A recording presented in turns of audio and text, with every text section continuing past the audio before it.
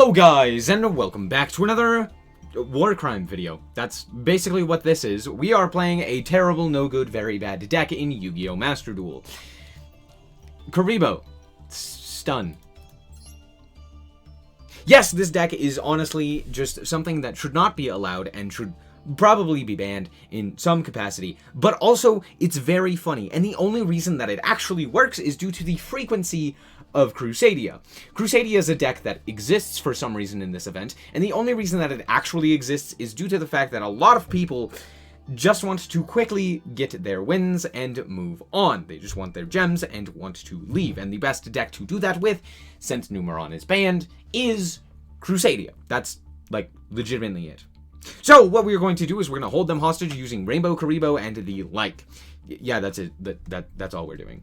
We're just holding people hostage. It's funny, though. Trust me, this is the most fun I've had playing Yu-Gi-Oh! On stream in, like, forever. Like, legitimately, this has been insanely fun. The deck... Okay, let's just go quickly through the card by card.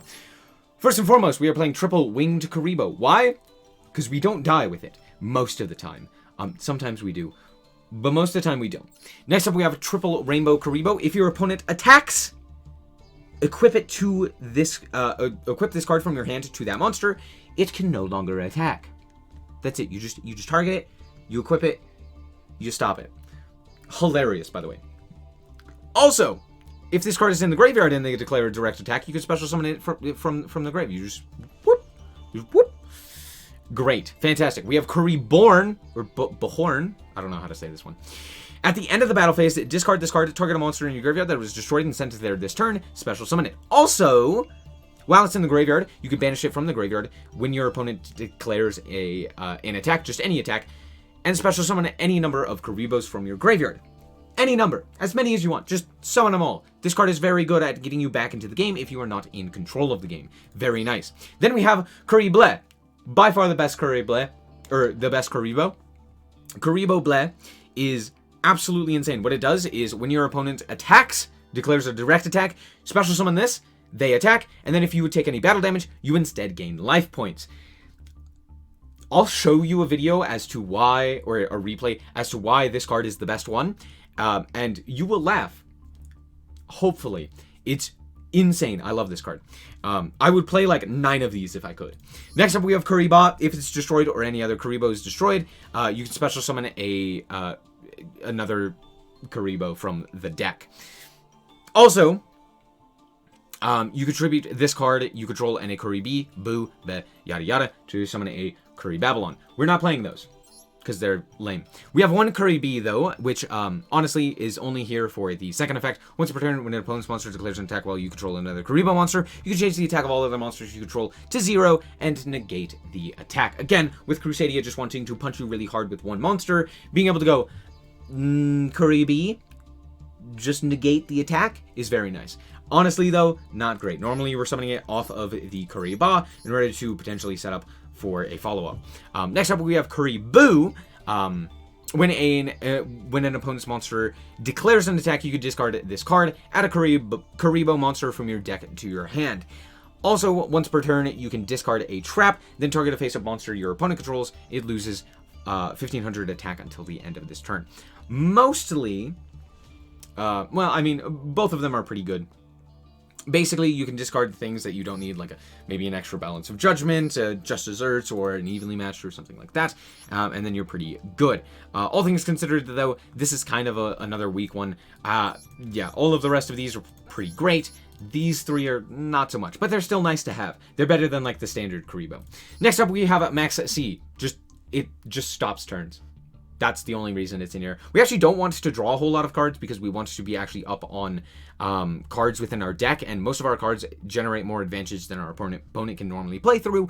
So having Maxi honestly isn't all that useful, but it does stop turns, so that's very nice. Next up, we have triple Ash Blossom, because Ash Blossom, and then we have a triple Lava Golem. It's very funny, and it's also our win condition. We basically try to burn our opponent out of the game, and this is one of the ways to do so. Then, of course, we have Just Desserts. We have Ceasefire. Honestly, I should be playing more copies of this, due to the fact that we can set something like a kuribo, and then, you know, flip up the Ceasefire and burn for a whole bunch of damage before it gets destroyed, which is very nice. Then, of course, we have the Triple Threatening Roar. I'm playing Triple Dimensional Wall as well. We have Double Balance of Judgment. If you have not read this card, don't. It's terrible. But if your opponent controls more cards than the combined number of cards in your hand and that you control, draw to equal their surplus. Basically, yeah, this doesn't really do anything. It just kind of gets you back into the game if you are behind, which is very nice. We have one evenly matched. It's kind of something that you can do if, like, you go kuribo, it gets destroyed, then you can go evenly matched at the end of the battle phase and destroy your opponent's field. And then we have a double trap trick to get into either Dimensional Wall or Threatening Roar, or I don't know, Just Desserts or something like that. As for the extra deck, there are 3 cards that matter: Lionheart, and Link Kuribo. That's it. I put Link Kuribo in here because it's kind of a Kuribo card, so there you go. But Lionheart is a very cool card, requires 3 level 1 monsters, and cannot be destroyed while in face-up attack position by battle. Also, you take when you take battle damage from battles involving this card, inflict damage to your opponent equal to the amount of battle damage you take. Also, if this card battles an opponent's monster during damage calculation, you can detach an XZ, and your opponent takes any battle damage that you would have taken from that battle. So, either what you can do is you can summon this, and then attack in, and then if you attack into like a defense position monster, you deal battle damage just to the opponent by detaching material. Or if they attack into you, you can, instead of detaching a material, you can just inflict damage equal to both. So basically, it's just a great way to burn. If it's on the field, your opponent attacks into it, you just kill him, which is nice. You could also just detach the material to again, kill them. It's very nice. And then we have Link Kuribo, which we all know and love. Just put your monster's attack to 0. Put your opponent's monster's attack to 0. Very funny. Honestly, super fun deck. Let's hop into the replays and show you how this deck performs. Alright, one thing to do with this deck is to choose to go second, and the reason for that is because there are a lot of Crusadias around, and you actually want them to just not do anything on the first turn. Again, you want to draw cards as well, so drawing for turn is also nice, and you could Lava Golem them or something like that. It's not like we need to set something like a Threatening Roar, because we have a bunch of hand traps that also protect us from destruction. So yeah. We're going to set the Threatening Roar and pass. They're going to go for the Pot of Desires. We're going to negate that, obviously. And, oh, I also choose this Crusadia. I choose the Crusadia card sleeves here, as you can see, because then it makes people think that they're playing against Crusadia, which is even more funny, because they don't do anything. As you will see in both this game and the next, people just don't know what to do. So they just sit there, which is great for us. And it's also very funny, because we just... What do we do?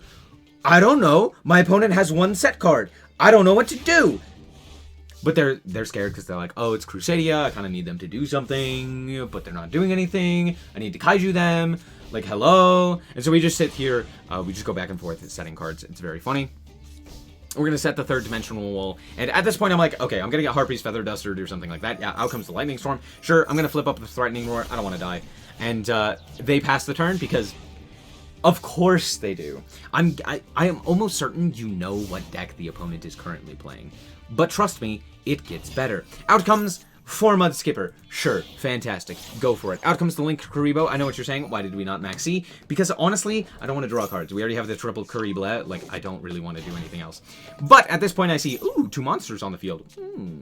So I max C them there. Of course they're going to stop because they're like, well, I don't know. Mistake. Die. Have a Lava Golem. So yeah, out comes the Lava Golem.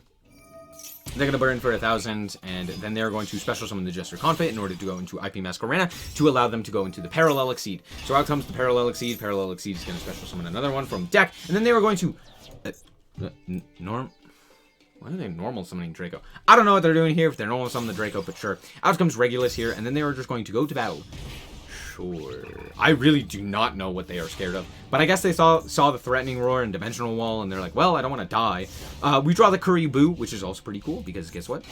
It just allows us to add a Kuribo, so we could add something like Rainbow Kuribo, which is pretty awesome as well. Anyway, out comes Revival. They special summon the third Draco as well. Out comes the Equimax. They're going to special summon the third Parallel Exceed that they had in hand, and then go into Dugaris. Did you know Dugaris has this very interesting thing? Most people know it for drawing 2 by skipping your draw phase, skipping your next main phase to special summon from the grave. But one thing that most people don't realize is skip your battle phase, double the attack of a monster. I'm sure you did know this. I'm almost certain I will get a comment about that. But here comes a 9,000 attack point monster straight into my face. Uh-oh. I didn't activate Threatening Roar. Trust. 9,100. My opponent scoops. He goes, huh? He actually sat there for quite a long time and went, what? Because the Kuribo went to the graveyard. I gained 9,000. He went, didn't end the battle phase, just sat there and went, oh no. And now there goes my my next battle phase. What could I possibly do? And he just scooped it up. Hilarious. That was 17 turns, by the way. And it only gets worse. This time we are going first, but honestly, this hand isn't the greatest. It doesn't have Kuribo, so therefore it's not the greatest. We still have Rainbow Kuribo and Kuribo, as well as Threatening Roar. Now I know what you're saying. Why are we not setting Trap Trick? Well, my opponent doesn't have any cards on their side of the field, therefore, Lightning Storm is scary.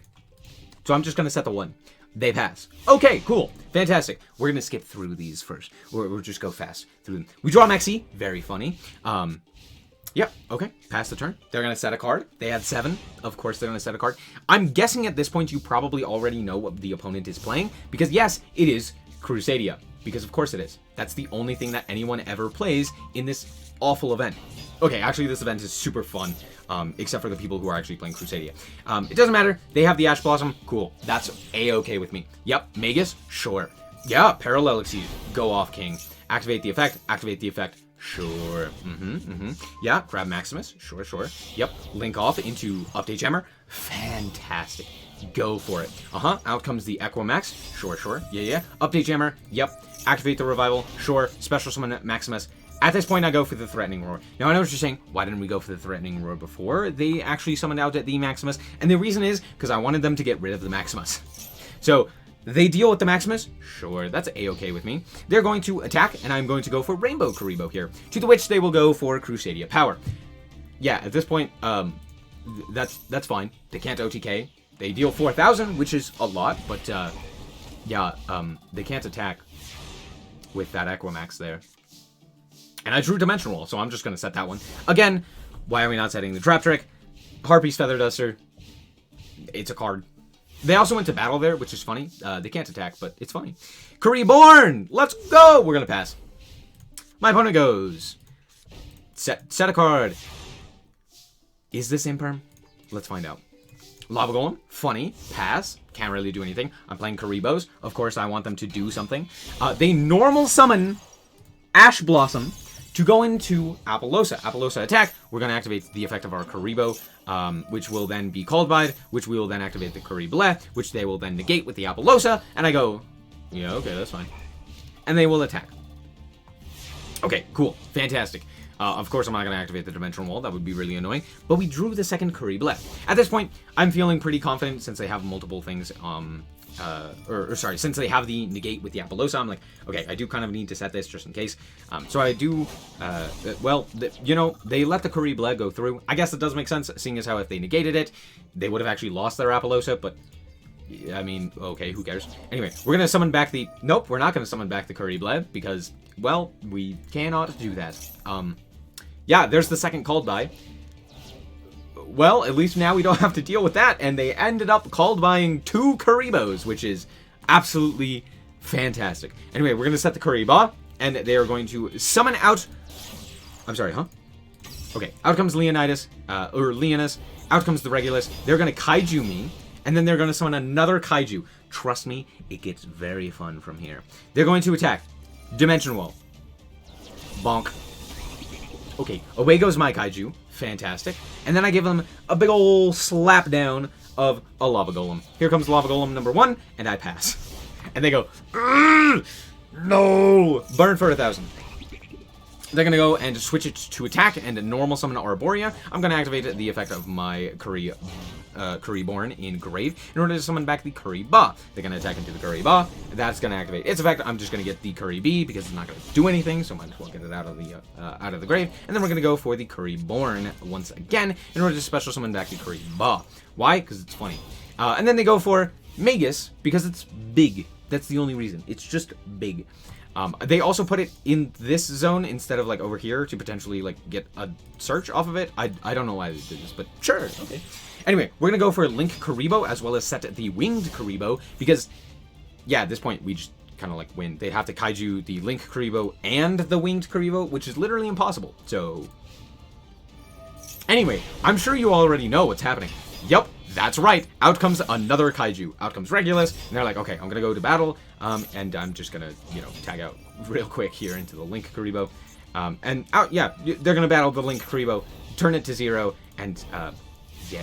They also gave this guy 2 attacks, which would have been so funny had they actually attacked their, kaiju. But they were smart enough to not do that. At this point, the game is just over, so there's that. I'm actually going to go into Lina, which happened to be in my extra deck, and guess what? They have a kaiju that is light in the grave. Actually, I could basically choose anything there.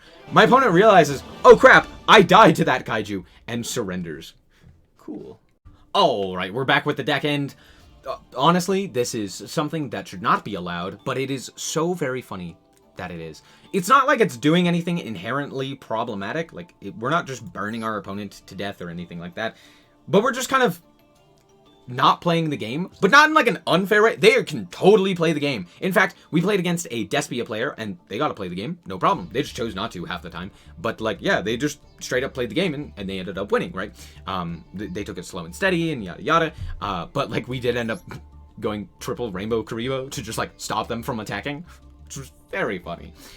We also got a Lava Golem them after they made triple Masquerade. So it's not like the game is just inherently a standstill. You can still play the game. The problem is, you might just give me 1,000 life points, or 1,000,000 life points, sorry. You might just give me 1,000,000 life points, or be prevented from attacking, or something like that. It's very funny, and honestly, it is a great time playing this deck, because your opponent just kind of stares at you and goes, you didn't summon a monster. I need that, how do I kaiju you if you don't summon a monster? While yes, you could go like Wing Kuribo or something like that. I honestly am not a big fan of this, but you kind of need to play it because all of the other Kuribos, like if we actually look at the Kuribos, all of the other Kuribos, they're kind of not good in terms of hand traps. Like you could play the original Kuribo, but that's just not a good idea. Yes, you could play Sphere Kuribo, but that doesn't stop, Link monsters. And Winged Kuribo is still pretty good because we can summon it off of specifically the Kuriba. So we can go like Kuriba, summon it, and then if they have a whole bunch of monsters, we can go and special summon the Winged Kuribo, which then just prevents us from dying there, which is very nice. So yeah, lots of cool, fun little interaction. We're just sitting here stalling our opponent. There's not anything cool or fun. It's just fun if you like enjoying, or if you enjoy watching people suffer. So anyway, that's going to be it for this episode. I hope that you guys did indeed enjoy. If you did, a like is very much appreciated. And if you want to check out more content like this, as well as more Yu-Gi-Oh!, then just be sure to subscribe. Anyway, thank you guys so much for watching, and remember to always stay frosty. Bye-bye. Shout out to the Frost Guard, my members. Thank you guys so much for the support, and I hope you enjoy the content.